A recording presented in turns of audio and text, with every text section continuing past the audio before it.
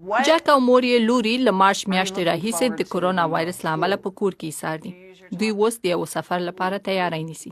جک د اوټیزم ناروغي لري. د 11 کلن دی او اوس د دغه وبا پر مهال خپل نورمال او ورځنی ژوند او ټولګیوالو پسې ډیر خفه شوی. ښوونځی د بل کور په څیر دی.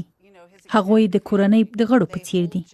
پر ده حساب کوي چې د نورو تنکي ځوانانو په څیر کله کله د هم نه خوښیږي. خو دی اوس خپل ټولو ملګرو او ټولګیوالو پسې خفه دی.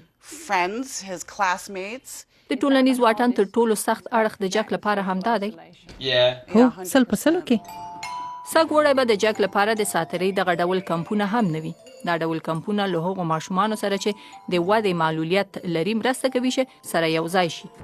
د کرونا وایرس وبا په ټول امریکا کې د زده کوونکو د زده کړو بهیر ګډوډ کړی. خو د هغو 2 میلیونو ماشومانو لپاره چې د زده کړو ځانګړو خدماتو ته اړتیا لري حالات بیخي کړکېچن دي. هغه زیانمنونکي تنکي ځوانان چې په ډېرې سختۍ یې لږ پرمختګ کړی اوس ښایي هر څه له سره پیل کړي.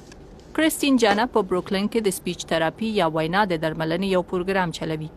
دا وایي په دې برخه کې له دفتره لرې کار کول بیخي ډېر ستونزمن دي. تر ټولو سخته خبره دا ده چې تراپیست په مخ کې نه وي. دا ډېره ګټوره ده چې یو رښتینی کس مو مخ ته ناست وي. نو ماشومان ډېر کله له همدې امله له کوره د زده کړو په اړه غوسه وي. جک هم غواړي خپل ډاکټر له نږدې وګوري. مور یې وایي دا یې د ژوند ښکلی خو سخت حالت دی. د یوې مور په توګه څه درته ډیر سخت دي؟ دا چې دی د ورځې 3-4 ځله آنلاین زده کړو ته کینوم، هغه ایمیل باید ومومم چې تراپیست راستولی وي. کله کله ورته پیغام واستوم چې ښایي یو 15 دقیقې به ناوخته شم.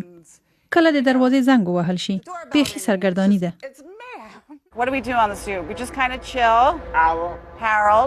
جک او مور یې هیله مند دي چې دا منی به ښوونځي ته ستنیږي. د خپل بس چلوونکی او ښوونکي به وویني. دوی د هماغې ورځې په تمه دي.